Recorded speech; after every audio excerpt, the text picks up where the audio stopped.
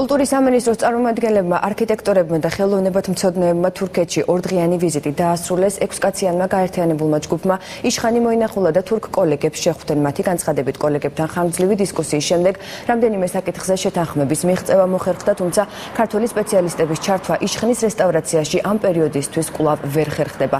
გაერთიანებული ჯგუფის ეს რიგით მესამე ვიზიტი იყო და მსგავსი სახის შეხვედრები მომავალშიც იგეგმება. შეხვედრა იყო საკმაოდ ხანგრძლივი და ყველა ჯგუფის ყველა წევრის შეფასებით ნაყოფიერი. ჩვენმა სპეციალისტებმა, არქიტექტორებმა და რედაქტორებმა ხელმძღვანელობა ადგილზე მიიღეს მნიშვნელოვანი ახალი ინფორმაციები.